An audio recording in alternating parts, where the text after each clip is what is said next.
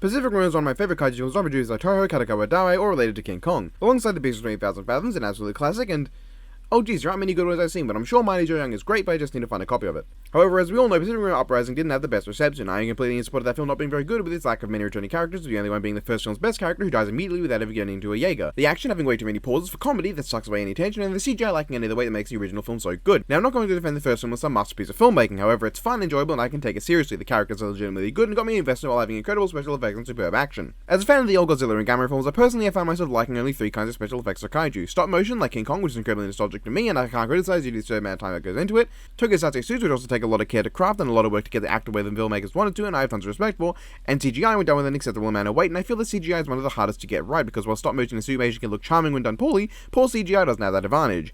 As such, Pacific Rim gets massive points for me for being so good at it. Anyway, I was going through Netflix absentmindedly one day when I came across Pacific Rim The Black, something I vaguely remember hearing people hype up then never heard from again, and with the lingering poor taste of the Godzilla anime trilogy, I went in cautiously optimistic, and as it turns out, that caution was completely unwarranted, and I ended up liking it quite a bit. While it's not a masterpiece by any measure of the word, it is a fun, enjoyable time with surprisingly little Jaeger on kaiju action, and rather actual time spent to develop and look at our characters and give them a chance to grow on the viewer, something the first one did, but the second film conveniently forgot about. The story, such as it is, takes place in my homeland of Australia, a place notorious in the Pacific Rim verse for being the place where the fourth kaiju Scissor attacked. The plot revolves around brother and sister Taylor and Haley, who were left in a safe haven with a bunch of other people by their parents who piloted a Jaeger known as Hunter Vertigo during the event that caused kaiju to overrun Australia. 5 years later, the siblings come across a Jaeger known as Atlas Destroyer, and that causes everything to go to shit, meaning they leave their safe haven and decide to go to explore the world. That's about the best I can explain without spoiling everything, so if you want to go watch the show, I'd recommend stopping the video now and going to watch it because I quite liked it. As is, the story isn't much more complex than they go do a thing, come across a Roman group of assholes led by some Aussie cunt named Shane, as well as some mysterious boy who later reveals himself to be an attempt to recreate Eren Jaeger without reading the latter half of the manga, and a surviving kaiju Jaeger from the end of Uprising known as Apex, who actually turns out to be a pretty decent bloke, all things considered.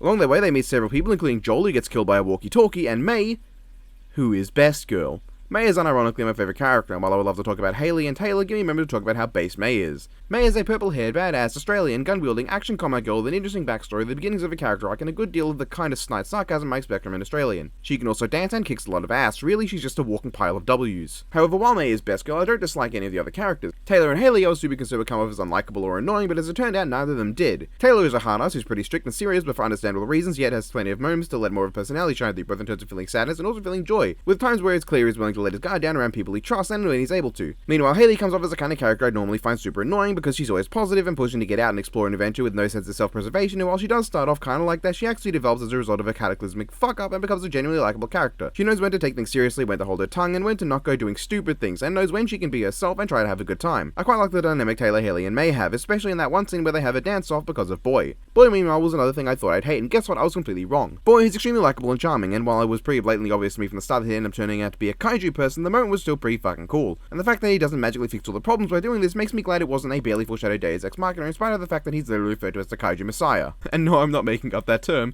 he is the Kaiju Messiah. I also quite like the idea that he and Apex, the surviving kaiju Jaeger, were able to form some kind of bond. It's ridiculous but kind of wholesome, and that sounds just like Pacific Rim to me. So with 4 characters I really like, the story that is basic but serviceable, and plenty of fun character moments and great dynamics throughout the show, with moments for characters to feel emotional, have fun, and just generally make me enjoy the scenes of their kaiju battles, is anything taken away from the kaiju battles? In my opinion, no. The kaiju battles are a nice middle ground between the first and second film. They're not as weighty as the first film, but seeing as this is a full CGI animated show, I'm a little less strict on it for that. However, it manages to have more weight and impact than the second film did. While we only see a few different kaiju in the series, the ones we do are pretty cool. The 2 big ones, however, are Copperhead and Acid Quill. Acid Quill seems like a breed of kaiju, and there are multiple in the series. One appears at the start and takes out a Jaeger almost immediately, cementing himself as a badass. Another appears later and is beaten by Apex, and one is in this fucking great callback where we get to see motherfucking Herc Hansen from the first film, who was actively listed amongst Riley Beckett and Stack of Pentecostals, in a scene that made me pop off because it was more recognition than any of them got in the second film, at least for Herc, who we get to see solo piloting Striker Eureka, my second favorite Jaeger in the series behind Gypsy Danger herself, and holy hell is it a great callback. Aside from that, we have Copperhead, and way to bring back respect to Category 4 kaiju. After the second film had kids with almost no experience taking on Category 5s with minimal casualties,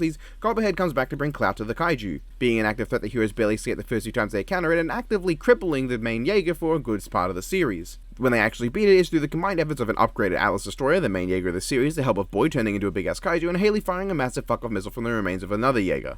It's a great sequence, it makes you really feel the effort that went into taking out just a single Category 4 kaiju. And that was Pacific Rim The Black. It's no masterpiece, but it was a fun time that I will recommend to any Pacific Rim fans, and the best possible praise I could give it is that I kept actively thinking about it after it ended. I didn't just watch it and move on, but I got hooked to it, and I am actively anticipating the next season. After being burned by the Godzilla trilogy, this was a great return to form that I highly enjoyed, and while I don't intend to do many more of these reviews, they are not the content I generally try to make, I did want to do this one simply because of how much I enjoyed the series. I would highly recommend it, and that is all I have.